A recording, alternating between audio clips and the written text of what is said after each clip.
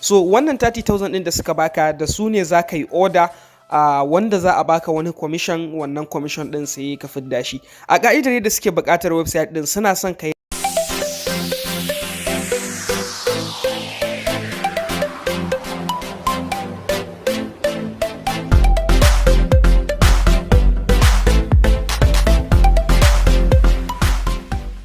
Hello friends, barkanmu da yau, barkanmu da sake saduwa da ku a wannan sabon bidiyon. So a wannan bidiyon zan nuna mana wata hanya ne wadda mutum zai sama kuɗi kamar naira 1,000 ko naira 800 ko kuma fiye da 1,000 ma har zuwa 3,000 ta cikin wayar shi ba tare da ya sa wasu kuɗi ba. So don haka kai tsaye ba tare da ɓata lokaci ba sai ka biyo ni mu je a fara bidiyon. Amma kafin mu wuce kai tsaye ga bidiyon, kar ka manta idan baka mana subscribe ba ka danna mana alamar subscribe, sannan ka danna alamar ƙararrawa ka zaɓi all, ta haka ne a duk lokacin da muka ɗora sabon bidiyo kai tsaye za a sanar da kai. Da farko ya kamata ka sani cewa wannan process ɗin da zan kawo maka yanzu hanya ne wanda bai daɗe da fitowa ba, sannan kuma a kowane lokaci wannan hanyar za ta iya ta daina aiki. So hakan yana nufin idan sai da ka daɗe sosai baka kalla wannan bidiyon ba sai ka zo ka kalla, so maybe idan ka ji tira a lokacin da ka kalla bai ba, so watakila wannan hanyar a lokacin ya daina aiki. So a takaice dai kawai akwai link da zan aje muku a description na wannan bidiyon, wanda kai tsaye kana dubawa zaka danna wannan link din da yake a description. So ni yanzu kai tsaye link dina yana cikin Telegram. Na san da cewa waɗanda suke kallon status dina da waɗanda suke cikin Telegram group ɗinmu da WhatsApp group ɗinmu dai gaba ɗaya sun riga ma sun daɗe da ya register na wannan abu. So misali ni yanzu ga link dina a cikin Telegram, kar ka manta link ɗinka yana description, ko kuma kai ma ka zo ka duba cikin Telegram group ɗin. So kai tsaye zaka danna link ɗin kamar yadda kuke gani yanzu. Zai wuce zai kawo maka gurin da zaka rijista kamar haka. Ok, so bara mu gani. So misali number da zan sa 070 ce, gashi nan na fara da 70 kawai, 45555619. So kana sa number sai ka duba daga nan inda aka sa captcha din nan, zaka ga wani hoto nan sun baka a gefe ya kunshi wani text, ya kunshi wasu alphabet. So sai ka dauka wannan alphabet din ka rubuta su a nan wajen. Misali a can za ku ga sun sa akwai N, sannan kuma akwai J, akwai X, akwai C. So ina ganin wannan shine alphabet din. Kana sa su sai ka shiga inda aka sa send din nan, idan daidai ne zaka ga ya nuno maka. So ya nuno captcha wrong, hakan yana nufin ba daidai bane, zaka ga an canza maka wani. So wannan akwai T, akwai M, akwai D, akwai F. So kamar yadda kuke gani sai ka shiga inda aka sa send kamar yadda kuke gani yanzu. So gashi na ya nuno cewa send successfully, hakan yana nufin an turo code successfully yanzu a cikin ita wannan number. So don haka bara mu jira zuwan code din. Okay, so kamar yadda kuke gani idan kai requesting din code ya dade bai zo ba, zaka iya ka ƙara 0. Idan kuma ka sa 0 din kai requesting ka ga ya dade bai zo ba, sai ka cire 0 din. So misali yanzu ga code din nan ya shigo, wanda shine 788 kamar haka, sai kuma 492.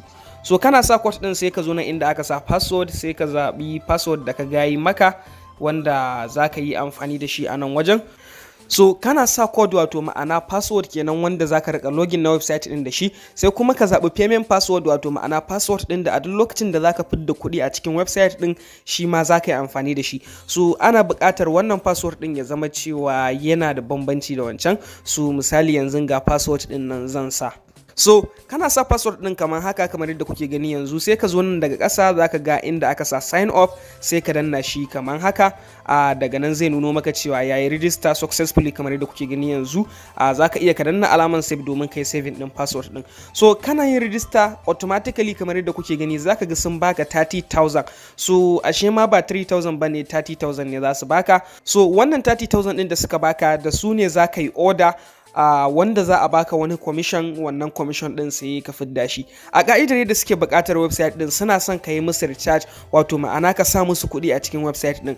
Misali za ku ga tun daga zaka iya sa 10,000, 30,000, 80,000, 150 har zuwa 400. So amma a shawarce ni bana ba mutum shawarar ya sa kuɗi a wannan website din, saboda I'm sure ba wai kasuwancin da zai ɗore bane ba a wannan website din. So don haka idan kaga ka sa kuɗi, wannan kai shi ne at your own risk. Ni dai babu ruwana, don gaskiya wannan kasuwancin na wannan website din ba zai dore ba, kawai abu ne na dan lokaci. So kai tsaye kawai zaka zo ka shiga nan inda aka sa start making money domin ka samu abin da zaka samu. So yanzu haka za ku ga gashi nan na shigo na samu sun rage odan da ake badawa a kwanakin baya, ko kuma in ce a dan lokacin da ya wuce kaɗan suna ba da damar da zaka yi oda guda 10 ne, so amma yanzu sun maida shi oda guda 5. Hakan yana nufin zaka iya ka samu naira 500 kenan ko 400 instead of naira 900 ko 1000 da zaka samu a da. So amma duk da hakan ma normal ne idan ka samu din. Wannan 30,000 din ba za ka fidda su banan take, sai dai za ka iya ka fidda wa'innan waɗanda ka samu din. So wa'incan 30,000 din ba a fidda su nan take. So za ka shiga inda aka sa get order kamar haka, zai dan fara processing sai ka bashi lokaci kaɗan. Ok, so bara mu gani. Za ku ga gashi nan yanzu an samu naira 90, sai ka danna alaman get order. Za ka ga sun bada commission na naira 90 kenan. So haka za ka yi har so 5. Idan kuma sanda ka shigo ka ci sa'a ya koma so 10, so shikenan lafiya lau sai ka yi har so 10 kenan. Idan ka irga suna baka 90 so 10 za ka ga ya kai 900. So wani lokacin za su baka 90 har da wani abu ma wanda zai iya kaiwa 1000, ko kuma su baka 80 da wani abu wanda zai iya dawowa da shi 800. So yanzu gashi nan saura guda 2 ne suka rage ban yi ba. So sun mai da odan guda 5. Ok, so bara mu gani. Ok, gashi nan yanzu sun kai 360 da something. So bara mu ga.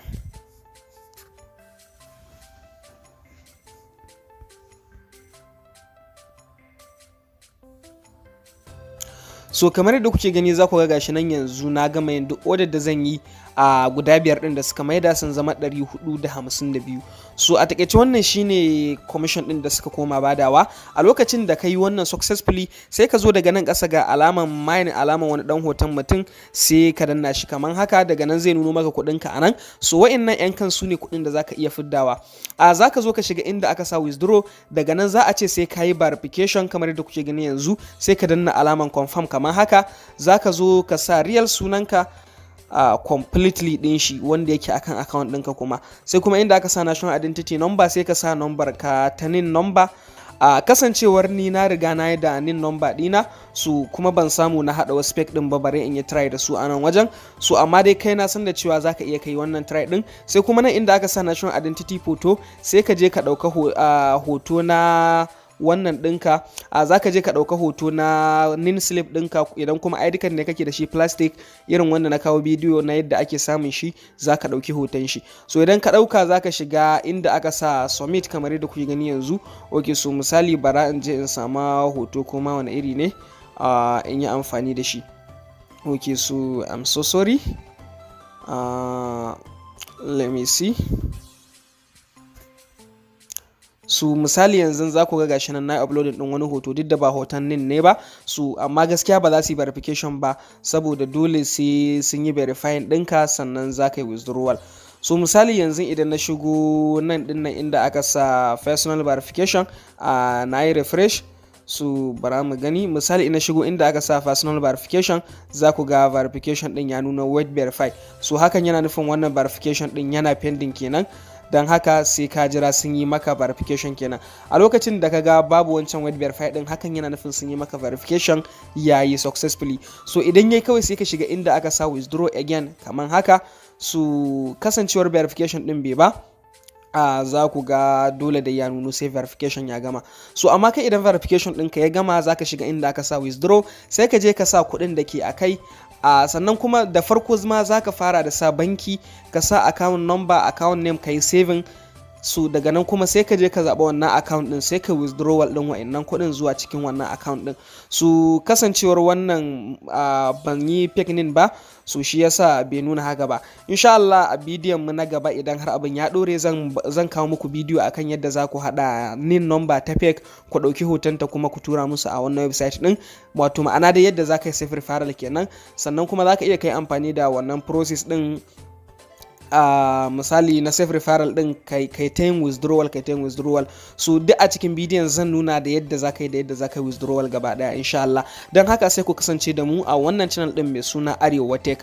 sannan kuma akwai lokaci da suka aje wanda ake yin withdrawal a wannan lokacin, misali daga karfe 10 na safe zuwa 12 na dare ake yin withdrawal. In ba wannan lokacin bane an kai withdrawal ba zai tafi ba. Sannan kuma daga ranar litinin zuwa ranar lahadi ake yin withdrawal, hakan yana nufin ba sa aiki a ranakun karshen sati.